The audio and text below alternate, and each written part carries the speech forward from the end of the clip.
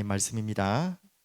고린도전서 10장 12절부터 13절 말씀 보겠습니다. 고린도전서 10장 12절, 13절 두 구절 다 같이 보겠습니다. 찾으셨죠? 그런즉 선줄로 생각하는 자는 넘어질까 조심하라. 사람이 감당할 시험 밖에는 너희가 당한 것이 없나니 오직 하나님은 미쁘사 너희가 감당하지 못할 시험 당함을 허락하지 아니하시고 시험 당할 즈음에 또한 피할 길을 내사 너희로 능히 감당하게 하시느니라. 아멘. 오늘 제목을 이렇게 잡았습니다. 미쁘신 하나님이라는 제목인데요. 미쁘시라는 표현을 아시죠? 믿음직하다. 당연히 우리가 하나님 믿음직하다는 표현도 부끄러운 표현이지만 정말 미쁘신 하나님. 왜 이 제목을 잡은지 아시겠죠? 우리가 하나님을 믿고 있지만 우리가 가끔씩 착각할 때 있잖아요. 미쁘신 하나님이 아닌 것 같을 때 괜히 의심이 되고 좀 이해가 안 되고 왜 그러냐 싶을 때가 종종 있습니까? 자주 있습니까? 우리 아이들 종종 있어요? 자주 있어요? 아니 지금 안 들었지? 어제 솔직한 대답인 것 같아요. 자주 있을 겁니다. 없어야 되는데 우리는 자주 있는 것 같아요. 진짜 미쁘신 하나님인데 그 미쁘신 하나님을 믿지 않는 그래서 제일 처음에 이거 연결됩니다. 오늘도 지금 찬양을 하고 또 말씀을 듣고 기도하고 하는 총 이게 예배고 또 기도회가 되겠지만 오늘 여러분 찬양을 함께 잘 하나님께 들으셨겠지만 찬양이 멈춰진 이유를 혹시 아십니까? 나는 별로 이렇게 음정 박자 이런 거 잘 모르고 찬양 이렇게 노래에 별로 그래 감성이 없고 그런 이야기 하는 거 아닙니다. 아시죠? 나는 찬양을 예수 믿는 분들이 찬양을 싫어하는 분은 없겠죠. 이 찬양이라는 말은 꼭 노래를 안 불러도 되니까 그 찬양 안에 있는 감사와 기쁨이 멈추는 이유를 아십니까? 예전에도 자주 들었던 메시지인데 혹시 여러분 마음속에 어느 날 나도 모르게 찬양이 멈춘 것 같다. 입술로는 노래를 부르고 노래는 또 제가 좋아하는데 찬양이 안 된다라는 분이 있을 거예요. 맞죠? 잠시지만 순간이지만 그럴 때는 바로 이럴 때가 아니겠습니까? 잘 기억하셔야 됩니다. 혹시 여러분이 그럴 때가 있어요. 지금 아니겠지만 언젠가 그럴 때가 있어요. 그때마다 빨리 찬양을 회복하고 기쁨과 감사를 회복해야 되잖아요. 제일 첫 번째는요. 두 가지로 설명되는데요. 바로 죄로 인한 하나님과의 교제 단절이 지금 왔을 수도 있어요. 여러분 그럴 수 있어요. 그래서 아담과 하와도 범죄한 이후부터 하나님과의 교제가 단절된 그 상황이 어떻게 됐죠? 숨어버렸어요. 그리고 두려워했죠. 이건 원죄의 시작이지만 모든 죄성을 가진 죄인들이 죄 속에 깊이 빠져들어갈 때 그렇게 될 수밖에 없어요. 두려움이 오기도 하고 또 우리에게는 성령께서 계시기 때문에 또 죄책감이 올 수도 있죠. 또 반대로 그 죄에 대한 죄책감까지도 없어져가지고 이렇게 방탕하고 교만할 수 있겠죠.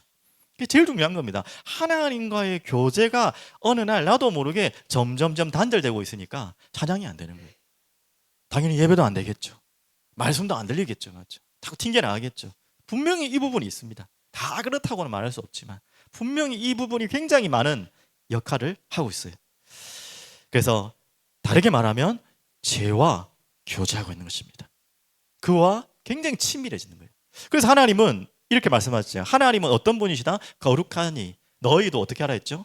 거룩하라. 이 말은 본질적인 이유도 되겠지만 또 우리가 죄에서 씻음 받아야 되는 이유를 설명하는 것도 있겠지만 좀 더 본질적으로 좀 더 적용하면요. 하나님은 그렇게 거룩하고 너희도 거룩하라고 한 이유가 뭐예요? 우리 하나님 백성으로 제사장 나라로 사용하시는데 하나님 그렇게 교제하고 싶으신 거예요. 반대로 말하면 여러분과 하나님과의 교제의 단절, 찬양의 단절, 예배의 모든 자리에 앉아있고 앉아있다고 다 되는 게 아니잖아요.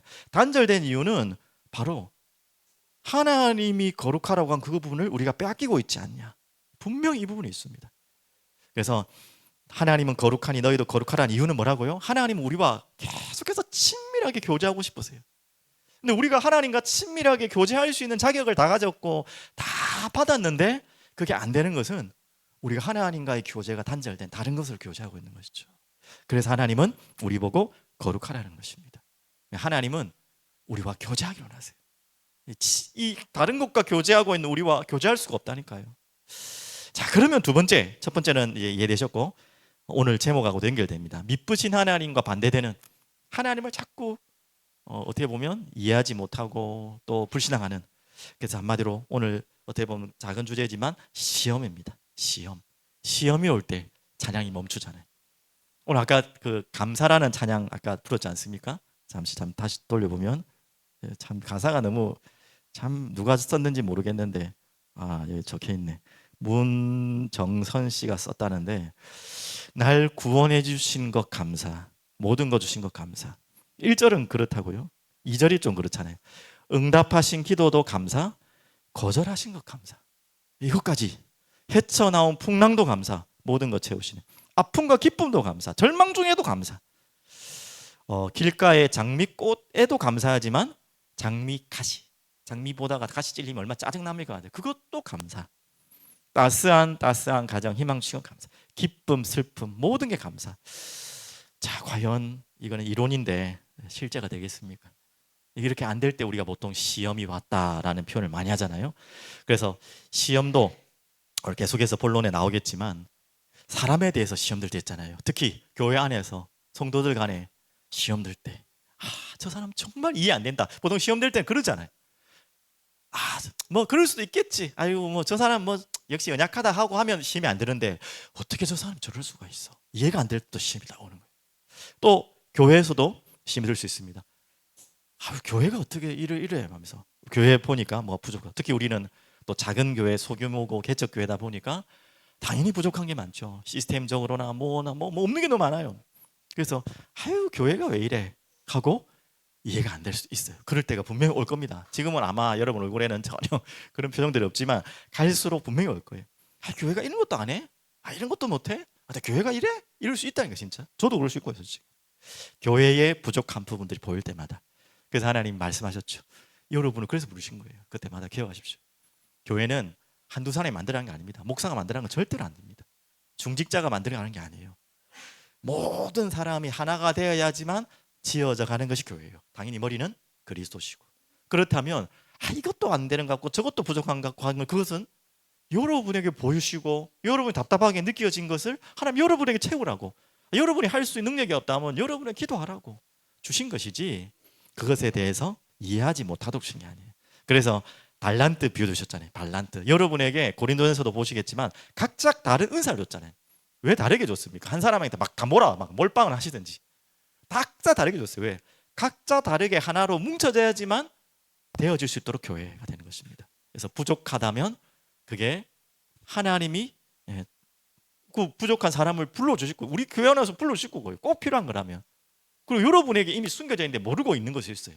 내가 그 부분을 충분히 채울 수 있는 것인데 내가 하지 못하고 있거나 아니면 내가 뭐 게으르거나 모르거나 그래서 안 채워지는 거죠.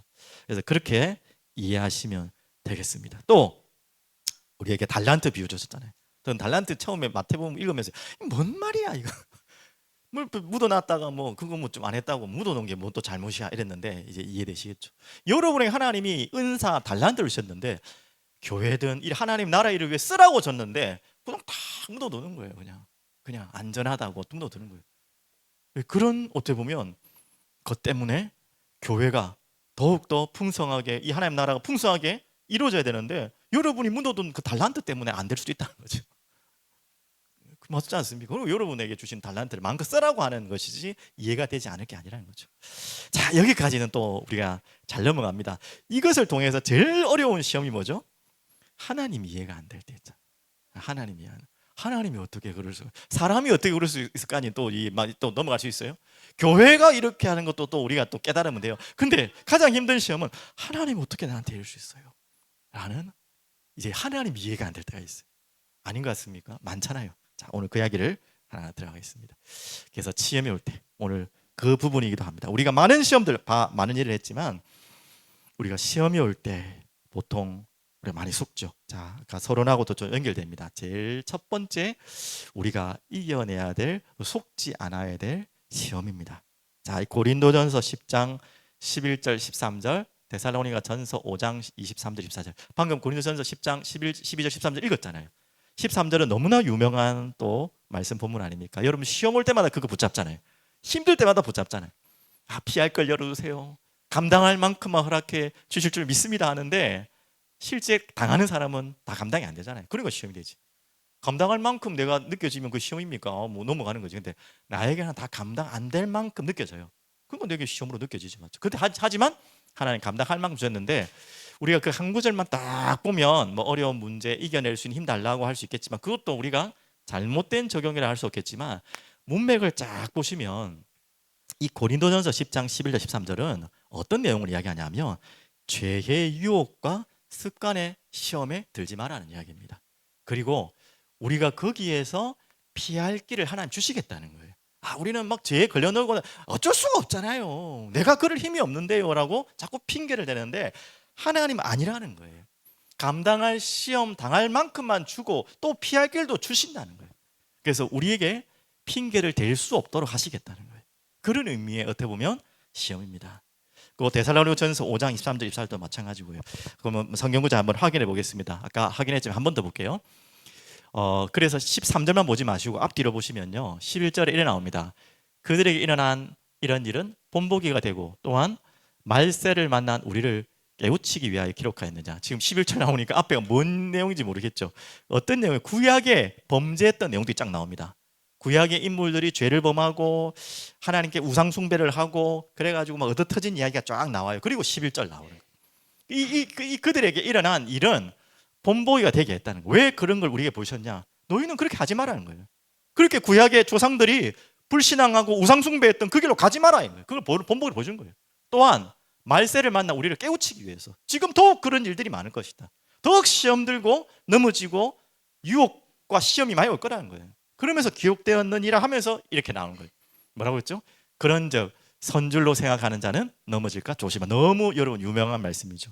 특히 이 고린도전서에는 어떤 문제가 있었는지 아시죠? 이 우상에 바치는 제물에 대한 문제가 있었어요. 지금도 어떻게 보면 참 적용할 수 있는 이야기죠. 두 파가 있어요. 첫째 파는 뭐예요? 절대 먹으면 안 돼. 우상에 드린 제물은. 또 한 파는 괜찮아. 믿음 안에 먹으면 돼. 어느 게 맞습니까? 예, 본질적으로 말하면 바울도 괜찮다고 그랬어요.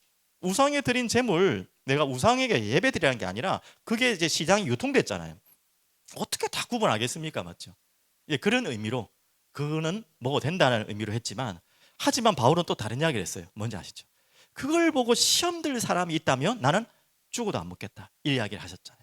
이거 먹으란 말입니까? 먹지 말란 말입니까? 지금 무슨 말인지 알겠죠? 지금 그러면서 뭐 하겠냐면 이 본문이 거기서 나오는 연결된 본문인데 교만한, 쉽게 말하면 자기가 믿음이 강하다라고 생각하는 교만함이 있죠.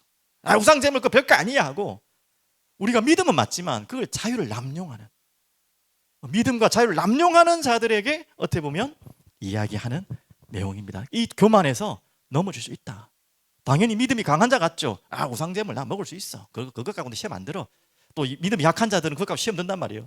어떻게 그걸 모를 수 있냐. 이 유대인의 관습 속으로는 그렇죠. 하지만 지금 이 부분은 그들을 향한 질책입니다. 네가 믿음이 좋다고 해서 믿음이 약한 자들이 있는데 마음껏 먹고 그 믿음을 또 자유를 남용하는 그런 교만에 빠지지 마라 라는 이야기를 하면서 이야기를 하신 것입니다. 사람이 감당할 시험 밖에는 너희가 당한 것이 없나니 오직 하나님이 이쁘사 너희가 감당하지 못할 시험 당을 허락하지 아니하시고 시험 당할 쯤에는 피할 길을 내사 너희로 능히 감당하게 하시느니라. 조금 이해되셨죠? 예, 이렇게 적용하시고 두 번째는요. 같이 한번 앞에 보겠습니다. 평강의 하나님이 친히 너희를 온전히 거룩하게 하시고 이 부분 뭐 다 앞에 서로 같은 이야기니까요. 또 너희의 온 영과 혼과 몸이 우리 주 예수 그리스도께서 다시 오실 때 강림하실 때에 흠없게 보존되기를 원하노라. 그러면서 24절 너희를 부르신 이는 미쁘시니 그가 또한 이루시리라. 자, 이해되셨죠? 그분이 미쁘신 하나님이기 때문에 그분께 의지하고 순종하며 무엇을 지키라는 말이죠? 온전히 거룩하게 하시고 예수님이 다시 오실 그때까지 흠없게 우리를 보존하기를 힘쓰라는 거예요. 이렇게 시험이 오는 것에 걸려들지 마라. 또 분명히 하나님은 시험을 이길 수 있는 힘과 능력 주신다는 거예요. 우리가 그거 죄 하나 못 이겨가지고 벌벌 거면서 잡혀가지고 이건 우리가 자꾸 타협을 하고 그 죄에 대해서 우리가 뭐 이렇게 하는 거지. 타협을 하는 것이지 우리가 감당하지 못해서 죄를 범하는 게 아니라는 것을 또 이야기하는 것입니다. 그래서 또 돌이키라는 말씀이기도 할 수 있겠죠. 맞죠? 자, 그런 시험이 또 있겠지만 이제는 여러분이 또 알고 있는 또 시험이 있죠. 우리 베드로전서 5장 9절 10절 잘 아신 내용이죠. 다 같이 앞에 보겠습니다. 같이 읽겠습니다. 너희는 믿음을 굳건하게 하여 그를 대적하라. 이는 세상에 있는 너희 형제들도 동일한 고난을 당한 줄로 압니다. 사단이 역사하는 또 많은 세상의 핍박과 그 있잖아요. 우리가 죄로부터 시험 드는 거 말고 우리가 믿음을 지키고 이 세상을 살아가는데도 찾아오는 어떻게 보면 이 부분이 이해할 수 없는 시험 중에 하나일 수 있겠죠. 왜 우리는 믿음을 지키는데 믿음 안에 있는데 왜 이런 고난과 고통이 오느냐라고 질문할 때가 많죠. 그때에 주신 답이 10절입니다. 너무 잘하는 말씀이죠. 저도 참 힘들 때마다 붙잡는 말씀이기도 합니다. 같이 보시죠. 모든 은혜의 하나님 곧 그리스도 안에서 너희를 부르사 자기의 영원한 영광에 들어가게 하신 이가, 여기까지가 중요한 거예요. 그 뒤에 거는요 우리가 중요하게 느끼는데 어떻게 보면 이가 여기까지가 중요한 거예요. 이것 때문에 우리가 뒤에 게 되는 것입니다. 다시 한번 앞절 볼까요? 모든 은혜의 하나님 곧 그리스도 안에서 너희를 부르셨어요. 여러분과 저를 그리스도 안에 부르셨어요. 그리고 자기의 영원한 영광, 그럼 부활, 하나님 나라, 모든 것이 이게 천국 다 하겠죠. 그 영광에 들어가게 하신 이가 여러분에게 허락하셨다는 거예요. 뭘? 잠깐 고난을 당한 너희를 친히 온전하게 하시며, 이게 이유라는 거예요. 굳건하게 하시며 강하게 하시며 털을 견고하게 하시리라. 분명히 알죠? 이유 있는 고난이라는 것입니다. 털을 굳건하게 하기 위해서. 자, 이 부분도 여러분이 당장 당할 때는 힘들지만 이유를 알 수 있어요. 안 그렇습니까? 아, 그랬었구나. 그래, 내가 이런 어려운 고난이 결국 나를 단단하게 하는 거구나. 여기까지도 이제 오랜 신앙생활 하시는 분들은 새신자가 아니라면 이해할 수 있어요. 근데 여기를 넘어서 오늘 이번 주에 주신 본문을 이야기하려고 합니다. 자, 이 부분은 좀 그거하고 조금 다르냐, 같은 내용일 수 있겠지만 조금 다르잖아요. 요한을 옥에 가두니라. 자, 이 부분은 이미 다 아시잖아요. 그냥 옥에 가둔 것이 아닙니다. 좋은 소식을 전하였으나, 좋은 소식은 뭐라고 했습니까? 회개, 죄에서 돌이켜, 사망과 지옥 권세에서 돌이켜 주님께로 나오는 죄의 사함을 받는 회개의 복음, 이 좋은 소식.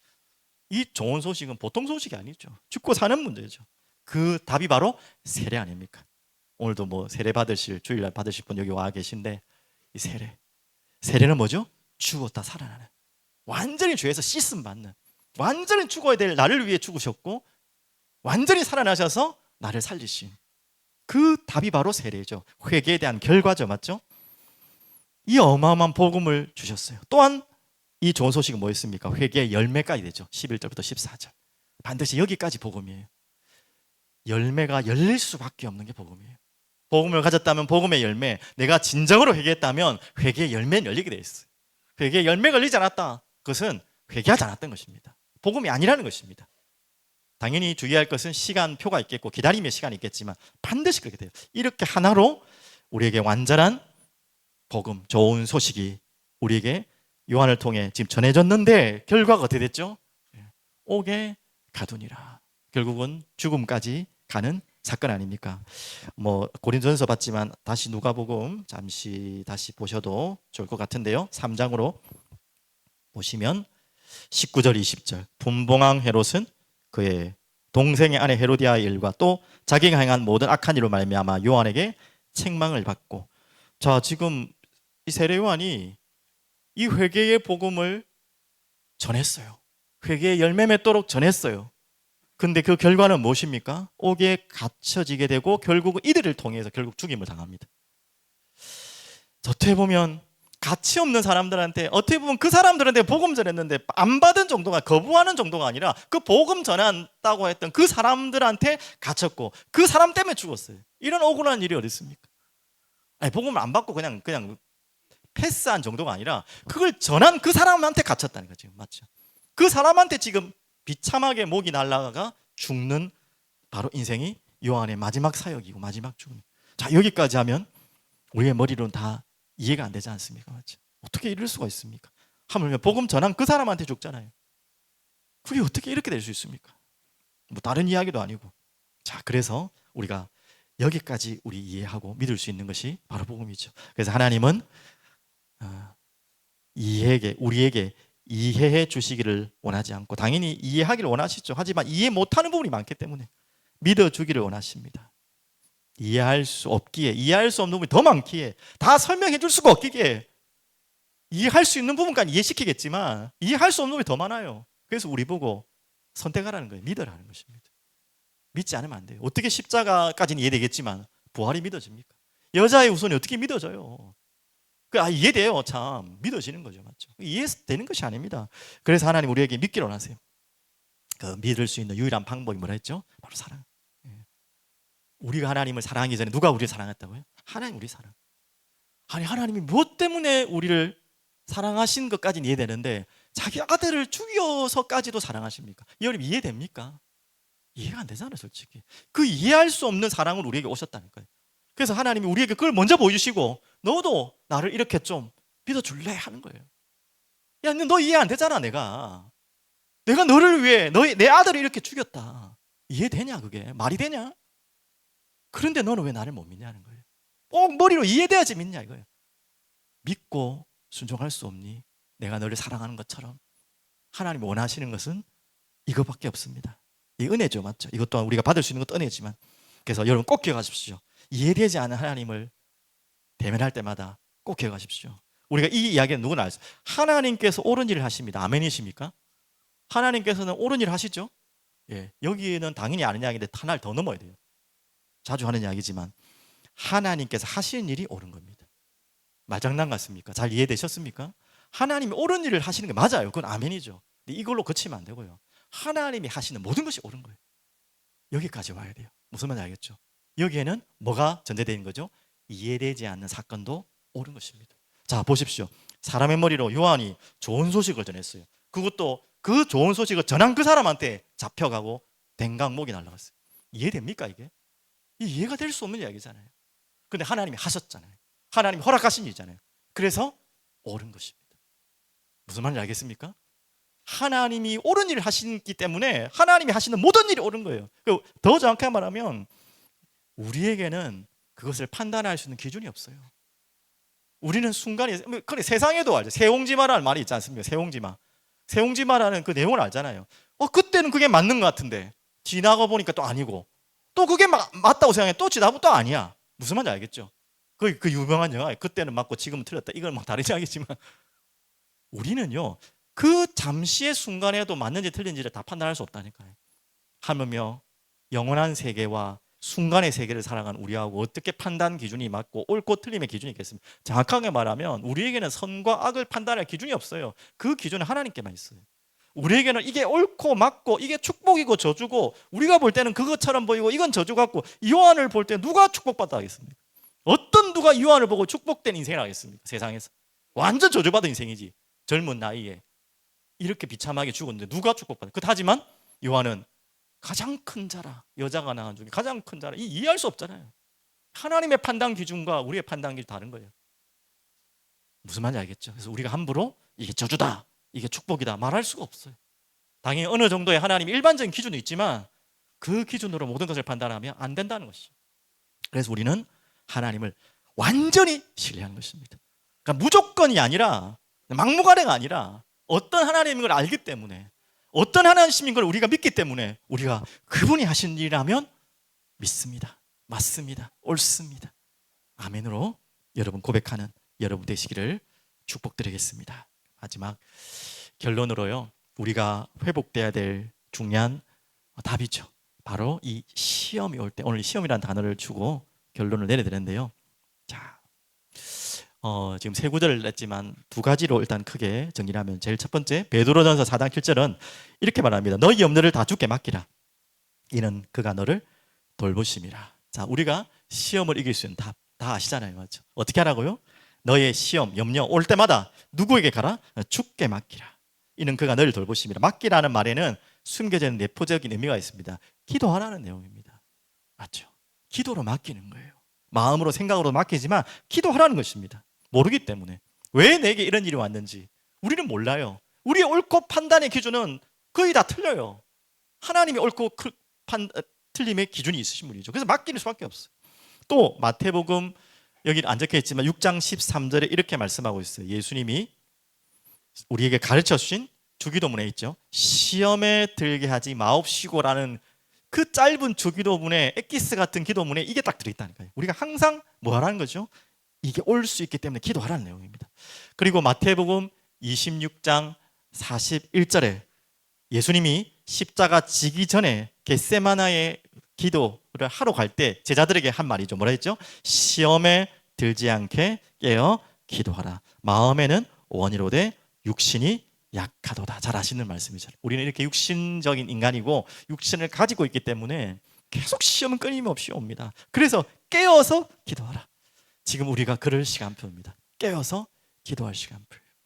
참 우리에게 많은 시험이 올 수 있는, 속을 수 있는 많은 환경이 우리 주변에 너무나 그냥 지뢰밭처럼 깔려 있습니다. 여러분과 저희는 특별히 더 그래요. 그래서 더 깨어서 기도해야 됩니다. 또 교회가 시작됩니다. 다음 주, 다다음 주에 나오겠지만 예수님의 공생의 사역의 시작이 뭐였죠? 시험부터 왔어요. 마귀의 시험부터 광야에 끌려가서 성령의 이끌림을 받아 시험부터 시작했어요. 우리도 마찬가지. 교회의 시작은요, 어떻게 보면 뭐 무조건 와야 된다는 것이 아니라 올 수 있다는 거예요. 그래서 우리는 항상 속지 않고 깨어서 기도해야 되는 것입니다. 자, 이게 끝이 아니에요. 그럼 지금까지는 기도하라는 내용을 지금 몇 구절 말씀드렸습니다. 자, 기도하되 하나 더 있습니다. 히브리서 2장 18절. 제가 읽어드릴게요. 그가 누군지 한번 맞춰보십시오. 시험을 받아 고난을 당하셨은즉 시험 받은 자들을 능히 도우실 수 있느니라. 그는 누구신지 알겠죠? 예, 예수 그리스도입니다. 그가 시험을 받아 고난을 당하셨어요. 어느 정도의 고난이라는 것을 말할 필요도 없습니다. 그래서 그 고난에는 우리의 구원의 사건도 있지만 또 하나의 이유가 있어요. 시험 받는 우리들이죠. 자들을 능히 도우실 수 있느니라. 그래서 그분이 안 아파도 되는 분이 아프셨고요. 피 흘리고 고통을 안 당하셔야 되는데 그 고통을 다 당하셨어요. 왜? 여러분과 저의 시험을 이해하기 위해서, 체휼하기 위해서, 그리고 여러분을 돕기 위해서. 여러분 꼭 기억하십시오. 그래서 여러분이 제일 힘들 때 여러분을 위로할 수 있는 분은, 좀 말이 이상하지만 여러분만큼 힘든 일을 당한 분이 가장 위로가 되잖아요. 또 그런데다가 그 힘든 과정을 넘어간 분들의 이야기가 정말 위로가 되잖아요. 내 사정 모르는 사람한테 자꾸 위로 받아봐야 네가 내 사정도 모르는데 뭘 이래 되잖아요. 맞죠? 근데 내 사정, 아니 나보다 더 큰 어려움을 당했는데 거기에서 답을 찾은 자가 이야기를 한다면 답이 되겠죠. 오늘 예수 그리스도는 충분히, 예수 그리스도 그 존재 자체도 그렇지만 이미 우리가 당할 고난, 시험, 감당할 수 없는 그것을 다 받으셨어요. 여러분 꼭 기억하십시오. 그리고 마지막 한 구절 말씀 되겠네요. 그래서 마태복음 4장 1절 11절 아까 말했듯이 시험을 이기셨어요. 진짜 시험을 이기신 예수 그리스도.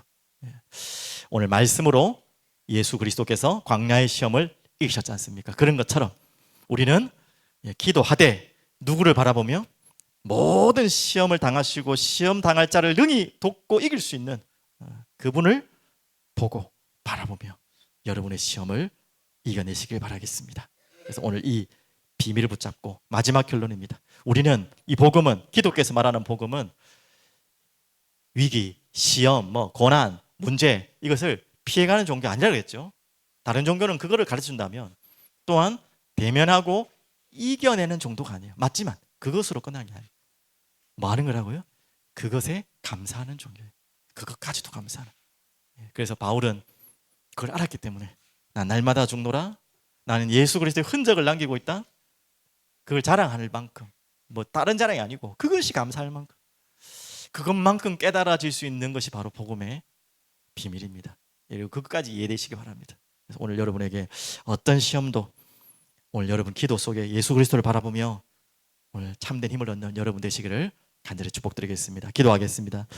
주님, 오늘 감사합니다. 오늘 여러 가지 세상의 삶과 사람과 사건과 또 일 속에서 또 이해할 수 없는 또 많은 답답한 현실과 자신의 연약함을 체험하고 이 자리에 온 하나님의 백성들이 있을 줄 믿습니다. 주님, 오늘 말씀이, 오늘 주님께서 주시는 힘과 기쁨이 참된 감사로 고백될 수밖에 없도록 우리를 치유케 하시고 온전케 하시고 회복하게 하여 주셔서 우리가 이해할 수 있는, 아니 이제는 이해할 수 없는 그 모든 것까지 주님 앞에 맡기며 예배하며 감사하며 찬양할 수 있도록 우리에게 은혜를 베풀어 주시옵소서. 감사드리며 살아계신 예수 그리스도 이름으로 기도합니다.